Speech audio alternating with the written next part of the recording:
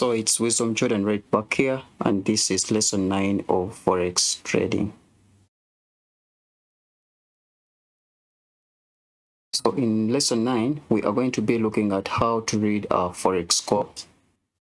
Currencies are always quoted in pairs, such as GBP dollar or the dollar JPY. The reason they are quoted in pairs is because in every foreign exchange transaction, you are simultaneously buying one currency and selling another.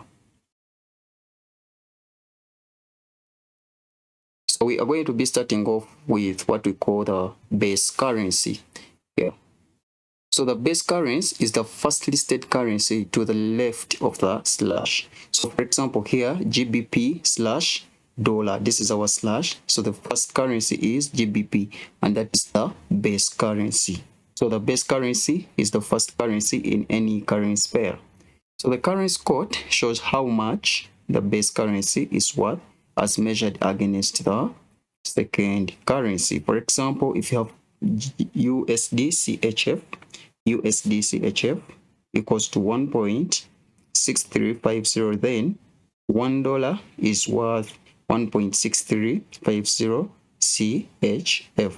So for example here under GBP USD, it means that 1 GBP is worth $1.51258. So the quote currency is the second currency in any currency pair, and this is frequently called the pip currency, and any unrealized profit and loss is expressed in this currency. So we are going to look at the counter or the quote currency. So the quote currency, we said, is the second listed currency to the right of the slash. So in this example, GBP dollar equals to this. It means that USD is the counter or the quote currency. Then here GBP is the base currency. Then USD is the counter or the quote currency. Why? Because USD is the second listed currency to the right of the slash. So when buying, the exchange rate tells you how much you have to pay in units of the quote currency to buy 1 unit of the base currency.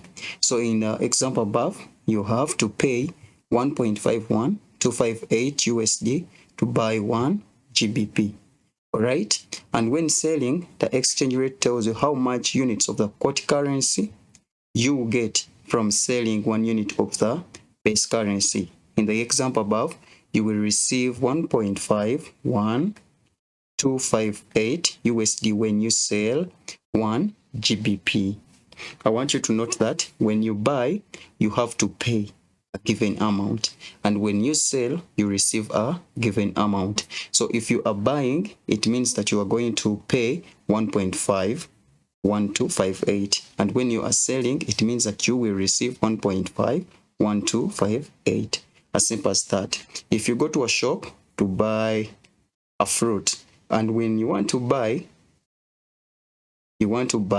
it means that you have to pay a given amount, and when you sell, it means that you will receive a given amount. All right, so we continue. So the base currency is the basis of buy or sell. If you buy Euro USD as a currency pair, it's a currency pair or the quote Euro USD, this simply means that you are buying the base currency and then you are selling the quote currency. So the reverse is, if you sell Euro USD, it means that you are selling euros and then you want to receive or you want to buy a dollar. Are we together? So buy the pair if you believe the base currency will appreciate or gain value, because when you buy, it means that you are going to receive the base currency relative to the quote currency. And then if you sell a pair, you think the base currency will depreciate or lose value relative to the quote currency. So you sell when you know that what you own is the base currency is going to lose value, and then you buy knowing that the base currency will increase in value. So we want to look at this notation of long/short. This is equivalent to buy and sell. So when you this one, long or short, is equivalent to buy or sell. So long means to buy, and then short means to sell, as simple as that. So when you buy a pair, it means you have taken a long position. So when you hear someone says, I am long, it means that the person wants to buy. Buying is also known as going long. When you sell a pair, it means you have taken a short position. So selling is also known as going short. If you go short on a pair, it means that you are selling. If you go long on a pair, it means that you are buying. That is how the Forex market is. Right, so I want to go through another notation. This is bid and ask, bid slash ask, and then under here we are going to see this example. This is a bid and then the ask. These are prices, the bid price and the ask price. All Forex quotes are quoted with two prices, the bid price and then the ask price. So the bid price is always lower than the ask price, and the bid price is always on the left of the slash, while the ask price is on the right of the slash. So the bid price is always on the right side, while the ask price is always on the left side. So the bid price is the price at which your broker or the market is willing to buy the best currency in exchange for the quote currency. This is, or in simple notation, this means that the bid price is the best available price at which you, the trader, will sell to the market. The price you receive when you sell is called the bid price. So for example, in this quote, GBP USD equals to 1.8812, and then slash 15. This slash 15 is simply the same as saying 1.8812 slash 1.8815. All right, we've just repeated out this one. That's been excluded. So the bid price is 1.882, and this means that you sell 1 British pound for 1.8812 US dollars. So the bid price, we said, is the price you receive when you sell, right? And then the bid price is always lower than the ask price. So the bid price is the best available price at which you can sell. So the ask price is the price at which your broker will sell the best currency in exchange for the quote currency. This means that the ask price is the best available price at which you will buy from the market, the price you receive when you buy, right? So for example, in a quote, Euro USD equals to 1.2812 slash 15, the ask price is 1.2815. This one here is going to become our ask price, this one here, 1.2815. This means you can buy €1. You can buy 1 unit of the euro for 1.2815 US dollars. The ask price is also called the offer price. So another name for ask price is offer price. As simple as that. So still to understand it, here this is the bid, and it is always on the left side of the slash, and then the ask price is always on the right side of the slash. I want you to note that the bid price is always lower than the ask price. So the bid price is the best available price for selling, and this is the best available price for buying.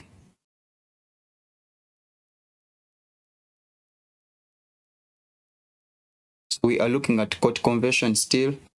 Exchange rates in the Forex market are expressed using the following format: base currency slash quote currency, or bid slash ask, which is similar to sell and buy. That's a quote conversion.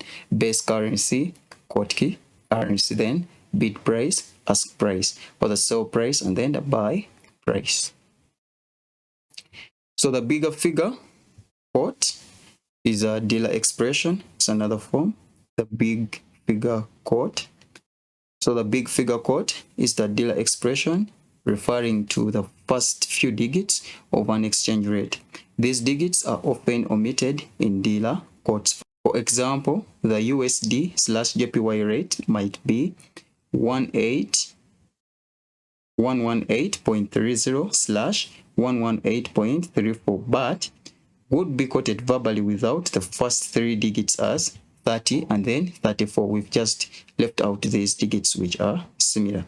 In the example, USD/JPY has a 4 pip spread. We shall be looking at pips in front there. So we say that the big figure quote means that we just leave out these first few similar digits and then we go for the last two different digits. And this example, this 118 point, so we eliminate the digits before the point and then we go for the digits after the point, and that is 30/34.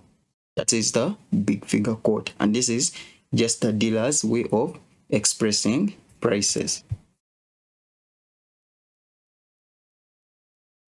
So the difference between, we are looking at the word spread in forex trading. The difference between the bid price and then the ask price is what we call the spread. So the spread is the difference between the bid price and the ask price. So for example, Euro USD equals to 1.34568/1.34588. So here the spread is 2, and it is gotten by subtracting this and this. This is 34588 minus 34568. So you get 2. That's the difference, and that one we call it a 2 pip spread. Right, that's spread. So we want to look at this word pips. What are pips? So we say a pip is a unit of measurement used to express the change in value, increase or decrease, that could be the change in value, between two currencies. We say pip is a unit of measurement used to express the change in value that could be increase or decrease between two currencies. If Euro USD moves from 1.1235 to 1.237, that is a 2 pip spread, or it has moved by 2 pips. It has increased by 2 pips. And if it moves from 37 to 35, it means that it has decreased by 2 pips. As simple as that. So a pip is the last decimal place of a quotation, given that 4 decimal places are used for a pair. If a pair does include the JPY or the Japanese yen, then the currency quote goes out to 2 decimal places. I want you to look down here. This is the pip. And then if you see Euro USD, so the pip is the last digit, given that the quote has 4 decimal places. This is 10 and then 81. So the last digit is the pip, and that is 1. So that's a pip movement. And then if a pair includes the JPY or the Japanese yen, it goes for 2 decimal places, and then the last digit becomes the pip, that is 3. Okay, hope we are together. So this pipette or the pipette, or they call it a fractional pip, is simply the last digit, or when a quote is given more than 4 decimal places in pairs which does not include the Japanese yen, or the last digit with the pair includes JPY but it has 3 decimal places. So when you look here where there is no pipette, it means that the quote has only 4 decimal places, that is 1081. But when you look at this side, it has 1081 and then a 2. This 2 becomes a fractional pip or a pipette.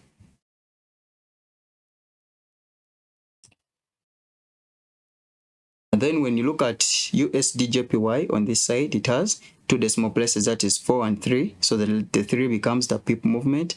And then here it has 3 decimal places, the 2 becomes a pipette. So beyond 3 figures in JPY pairs, you get a pipette or a fractional pip. And then beyond 4 decimal places in pairs that do not have the Japanese yen, then we get a pipette or a fractional pip. So fractional pips or pipettes. We've explained them a little bit.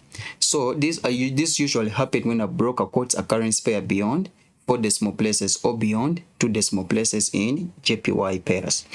For example, GBP moves from 52352 to 52356. These are 4 fractional pips. How did we get the 4? Simply subtracting this one from this one.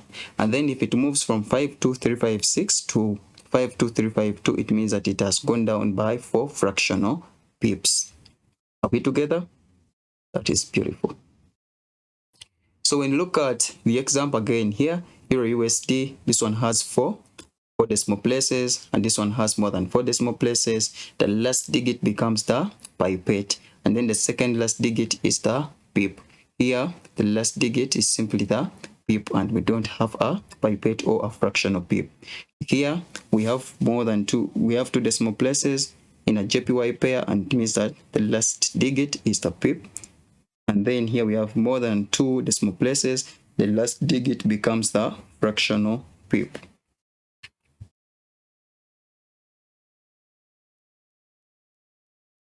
So I want to look at transaction cost in Forex trading. Transaction cost. The critical characteristic of the bid-ask spread is that it is also the transaction cost for a round turn table. Round turn means a buy or a sell trade and an offsetting a sell or a buy trade of the same size in the same currency pair. For example, in the case of Euro USD rate 1.2812/15 or 1.2812 and then 1.2815, the transaction cost is 3 pips. So the transaction cost, or how much you pay for doing that transaction, is simply the pip spread. The formula for calculating transaction cost could be, this is a spread, that is the ask price minus the bid price. So in short, transaction cost is equivalent to the spread. So what you pay for that transaction is the spread. That is how your broker benefits. That is the fees you pay for carrying out the transaction. It is called the spread. And then the spread is calculated by subtracting the ask price and the bid price. So I want to look at lots or the lot size. So Forex is traded in lots, and then this word lots is similar to the word volume. Is similar to the word volume. So lots is similar to volume. So Forex is traded in lots. Here we have lots, and then we have the number of lots. We have what we call the standard lot, we have what we call the mini lot, a micro lot, and then a nano lot. So a standard lot is made up of 100,000 units of that security or the currency you are buying or selling. And then a mini lot is equivalent to 10,000 units. Then a micro lot is equivalent to 1,000 units, and then a nano lot is equivalent to 100 units. For example, if you have here a pair Euro/USD,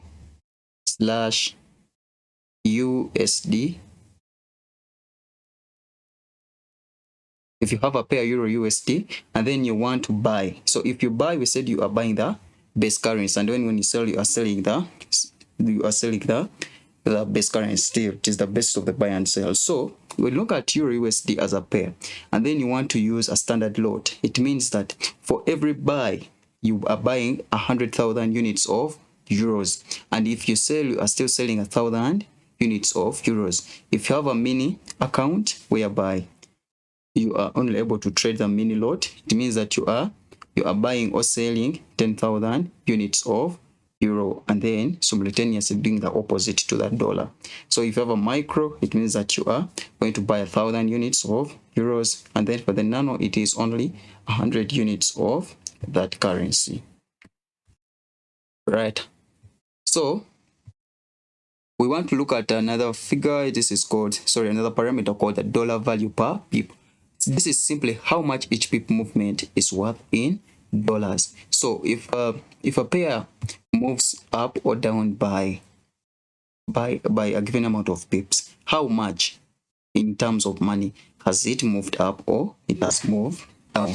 So we have a standard lot. Sorry, we have currency, we have price, then standard lot, then we have the mini lot, then we have the micro lot. We've said that a standard lot is made up of 100,000 units, and then a mini lot is made up 10,000 units, and then a micro lot is made up of 1,000 units. So for $JPY,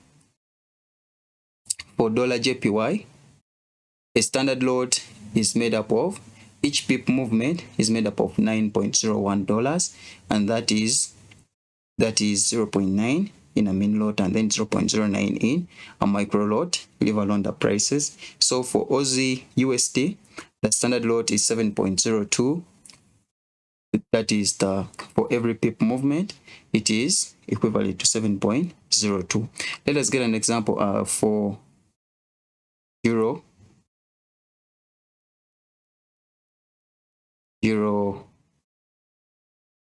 slash JPY.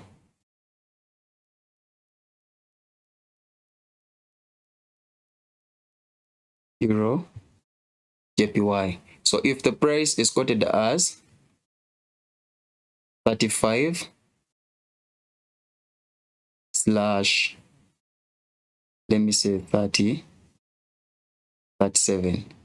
So if okay, this is 33 and then 37. If the price here, that the spread or the movement is equivalent to, this is 37 minus 35, that is 2 pips. 2 pips.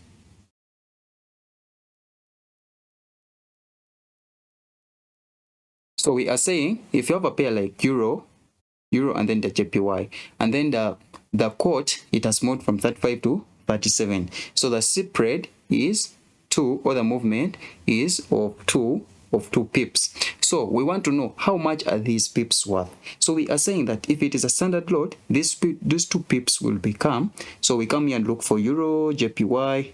Is euro JPY in this example? Euro JPY is not here. But if euro, okay, sorry, it is here. Euro JPY is here. So we want to say that every standard lot, each pip moves for 9.01 USD. So that means that these 2 pips are equivalent to 2 times 9.01 in terms of dollars. For every 2 pip movement, it moves, that is 9.01 times 2, that is $18.02. So USD JPY, it moves by also 9.01 per pip. It has moved by 9.01 in dollars. All right, so that is dollar value per pip. Dollar value per pip is simply how much each pip movement is worth. It moves by 5 pips. You come and note here, you say Aus dollar, each pip movement on a standard lot is 10, and then you multiply those pips by 10. That is what we call the dollar value per pip. So I want to look at margin trading. So margin trading is simply a term used for trading with borrowed money, or what we call the borrowed capital. When you open a new margin account with a Forex broker, you must deposit a minimum amount that with that broker. The minimum varies from broker to broker. I want you to note that. It can be as low as £5, as high as 100,000 or $1 million. Right? Each time you execute a new trade, a certain percentage of the account balance in margin account will be set aside as the initial margin requirement for a new trade based upon the underlying currency pair. It is its current price and the number of units or lots you have traded. The lot size always refers to the base currency. Don't forget that. For example, say you open a mini account which provides 200 to 1 leverage. This means that for every dollar you trade, the broker adds you $200, and leverage, or that is 0.5% of margin. So mini account traded min lots. Let's say 1 min lot equals 10,000. If you were to open 1 min lot instead of having to provide the 10,000, you would need only 50. That is the 10,000 which is required times the 0.5 which is equivalent to 50. So we are saying that for margin trading, we shall always trade, but the broker will add us some more money. For you to trade, it requires you a lot of money. For example, say you are going to open up a trade which is going to require you 10,000 United States dollars, but you do not have all this money. So the broker, what the broker does, but the broker is providing you with a leverage of 200 to 1. It means that for every dollar you provide in that trade, the broker adds you $200. So that means that in terms of percentage, it is 0%, 0.5% as margin. Margin is simply what you have to provide before the broker adds for you in order to execute that trade. So here, if the trade needs 10,000 USD to be executed, and then the broker is providing a 200 to 1 leverage, it means that for every dollar move you make, the broker adds $200 in your account. If you add $2 to make that trade, the broker will add you 400, making a total of $402. All right. So in terms of percentage for the margin, it will be 0.5%. How much you need in order for the broker to add you any more money? You need to make a margin of 0.5. And therefore, if a trade needs 10,000 United States dollars, it means that you have to pay only 50 in order to control a trade of $10,000. That is the 0.5% margin coming from the leverage that a broker is giving you. I will explain more. If you do not get this in this example, you please comment in the video, and then I'll be able to explain to you in detail more. So leverage. Leverage is the ratio of amount of capital used in a transaction to required security, deposit, or margin. That's what we call the leverage. It gives you the ability to control large dollar accounts of a security with a relatively small amount of capital. Leveraging varies dramatically with different brokers ranging from 2 to 1 to 2,000 to 1. So leverage of 2 to 1 simply means that for every dollar you put, the broker adds for you $2. And 2,000 to 1 means that for every dollar you add, the broker will add for you 2,000. Are we together? That is awesome. So leverage is simply the ratio of amount of capital used in a transaction to the required deposit or the margin. And we are saying that the leverage is 2 to 1. It means that for every dollar you use in a trade, the broker adds for you 2. For every dollar you use in a trade, the broker will add for you 200,000. So the higher the margin, the higher the leverage, the lower amount of money that you're going to use on your own account. Okay, and then the lower the leverage, the more money you're going to use from your original account. So finally, we are going to look at rollover. Rollover in Forex is the net interest return on a currency position held overnight by a trader. We are saying that rollover in Forex, the net interest return on a currency position held overnight by a trader. For example, if you buy a pair like Aussie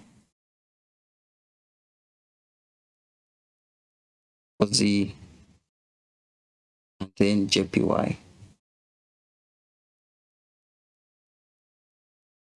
So you buy this pair on Monday, but then time reaches and then the market is going to close out depending on your time in your country, and then the market closes. If the market closes and then this trade is still carried on to the next day, that is Tuesday, the broker will add an interest on this currency position, and then that's the amount of money you will pay in order to carry this transaction to the next day. So the more days, and then the higher the interest also goes. So this is paid because a forex investor always effectively borrows one currency to sell it in order to buy another. That the interest paid or earned for holding such a loan position overnight is called the rollover. So thank you so much for watching this video, and I'll see you in the next video.